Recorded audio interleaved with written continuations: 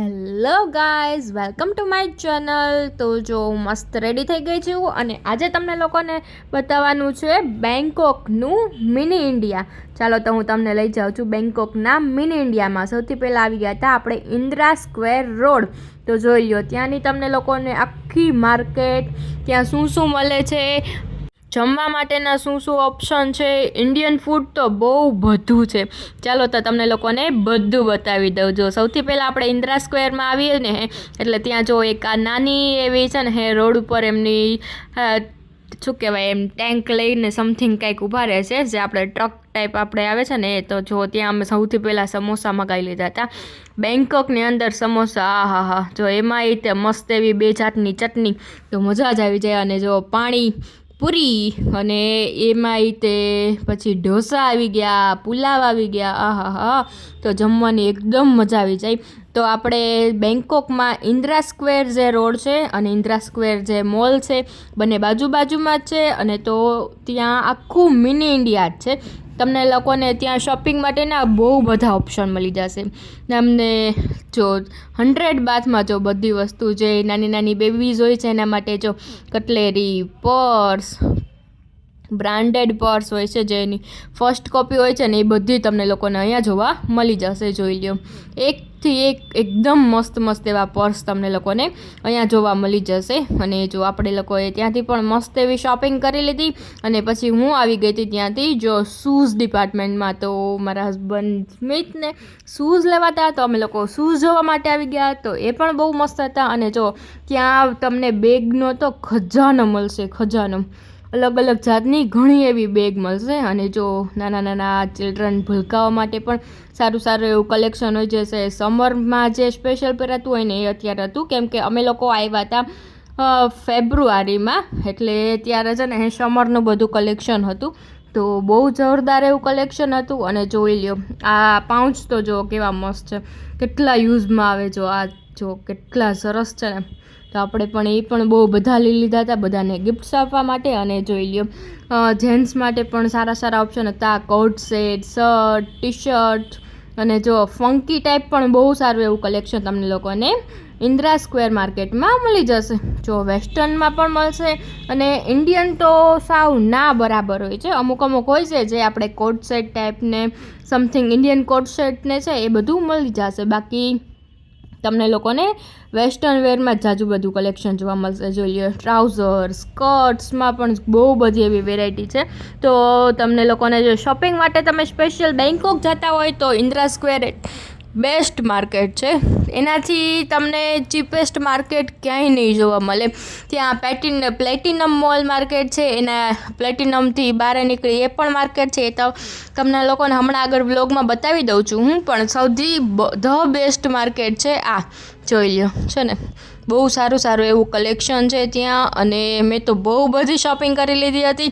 અને હા, તમે લોકો જો ફુકેત, કરાબી કે ત્યાં ક્યાંય જતા હોય અને જો શોપિંગ ના કરી હોય ને, તો સૌથી પહેલાં બેંકોક આવી જતો. બેંકોકથી મસ્ત શોપિંગ કરી અને પછી તમે લોકો બધે ફરવા જાજો. તો તમે લોકોને શું કહેવાય બધું પ્રોપર મસ્ત એવું કલેક્શન પણ મળી જશે. અને કંઈક યુનિક તમે લોકો વેર પણ કરી શકશો. જોઈ લો નાના ચિલ્ડ્રન માટે તો બહુ મસ્ત જોઈ લો છે ને. તો જો આપણને આમાં પણ બહુ મજા આવી ગઈ. તો એનું કલેક્શન પણ જોરદાર હતું. અને બહુ એટલે બહુ મોટી માર્કેટ છે. તમે લોકો જો સ્પેશિયલ બેંકોકમાં શોપિંગ માટે જતા હોય ને તો હું તો કહું છું 2 થી 3 દિવસ આરામથી રાખજો. તો તમે લોકો બધુંય ફરી શકશો અને મસ્ત એવું શોપિંગ પણ કરી શકશો. મોર્નિંગમાં ફરી લેવાનું અને ઇવનિંગમાં કે નાઇટમાં શોપિંગ કરી શકો.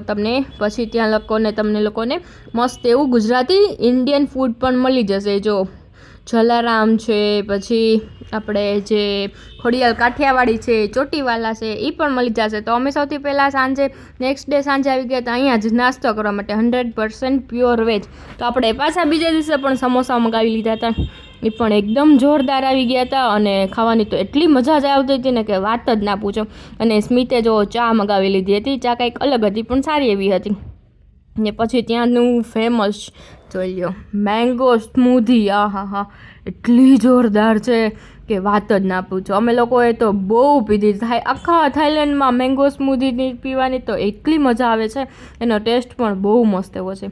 જોઈ લો, તમને ડેકોરેશન માટે પણ સારું એવું કલેક્શન મળી જશે. અને ફૂટવેરનો તો ત્યાં ખજાનો છે. જોઈ લ્યો તમે લોકો, હા ક્રોક્સ જુઓ તમે, કેટલી વેરાયટીમાં તમને મળે છે ક્રોક્સ. આટલી વેરાયટી તમને લોકોને ક્યાંય નહીં જોવા મળે, એટલું કલેક્શન છે. જોઈ લ્યો, આ શોપિંગ માટેની ધ બેસ્ટ, એકદમ બેસ્ટમાં બેસ્ટ પ્લેસ છે. ચાલો તો હવે તમને લોકોને આપણે બતાવી દઈએ પ્લેટિનમ મોલ.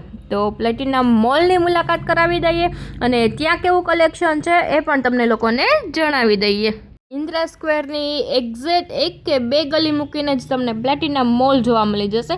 તમે વોકિંગ ડિસ્ટન્સથી પણ ત્યાં જઈ શકશો, અને વોકિંગ ડિસ્ટન્સથી જાઓ મારા ખ્યાલથી એ બેસ્ટ રહેશે, કેમ કે તમને ત્યાં રસ્તામાં પણ ઘણી એવી શોપિંગ મળી જશે.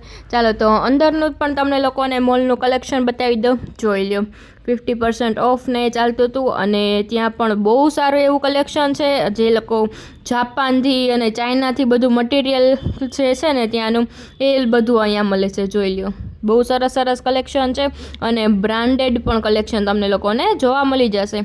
તમને સ્ટ્રીટ પર થોડું એવું લોકલ કલેક્શન જોવા મળશે, પણ મોલમાં તમને બધું બ્રાન્ડેડ જોવા મળશે.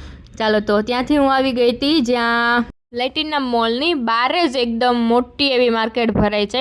તો ત્યાંથી પણ તમને સારું એવું કલેક્શન બધું મળી જશે. જો તમે લોકોને ચીપેસ્ટ શોપિંગ કરવી હોય તો તમે સ્ટ્રીટ શોપિંગ કરી શકશો, અને જો બ્રાન્ડેડ અને સારું એવું કલેક્શન જોતું હોય તો તમે લોકો જે મોલ છે ત્યાંથી લઈ શકશો. તો એ પણ જોરદાર એવું છે. ચાલો તો જો ત્યાંથી અમે આગળ આવી ગયા હતા, ને મસ્ત એવા જો મંદિર પણ ત્યાં સરસ છે, અને ગોગલ્સનો તો ખજાનો છે. જોઈ લ્યો તમે લોકો, કેટલી વેરાયટીના ગોગલ્સ છે જો. અને તમને લોકોને જે ઘરવખરીની વસ્તુ છે કે પછી કોઈને શોપિંગ માટે કે પછી આપણે કોઈને ગિફ્ટિંગ કરવું હોય તો પણ સારું એવું ઓપ્શન મળી જશે.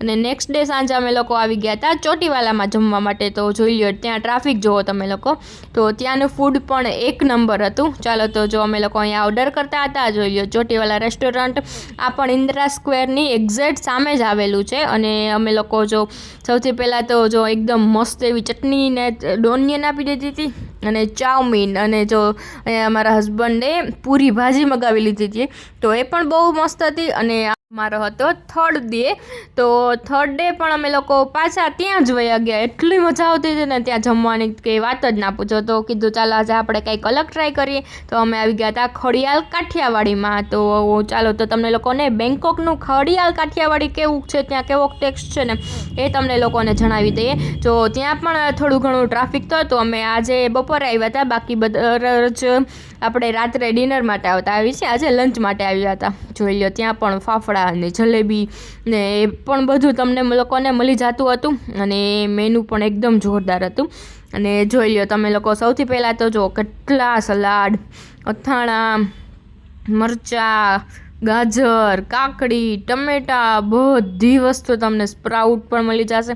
અને જો અલગ જાતના આચાર, અને અમે લોકોએ મગાવી લીધા તો પરાઠા, પછી દમ આલુ, અને ત્યાંની સ્પેશિયલ ખીચડી ને કઢી. આહા, જોરદાર એવો ટેસ્ટ હતો. તો બહુ જ મજા આવી ગઈ જમવાની. અને પછી અમારો થર્ડ ડે હતો, અને તે દિવસે જ અમારે જવાનું હતું પાછું ઇન્ડિયા માટે. તો ચાલો, હવે અમે ઇન્ટરનેશનલ એરપોર્ટ પહોંચી ગયા હતા, અને ત્યાંથી ડાયરેક્ટ અમારી ફ્લાઇટ હતી અમદાવાદની. તો અમે લોકો ફાઇનલી અમદાવાદ જાય છે. અને જો આ આપણું હતું બેંકોકનું મિની ઇન્ડિયા. ચાલો તો આજનો વ્લોગ તમને ગમ્યો હોય તો ચેનલને લાઇક, શેર અને સબસ્ક્રાઈબ કરવાનું ભૂલતા નહીં. Thank you for watching guys. By.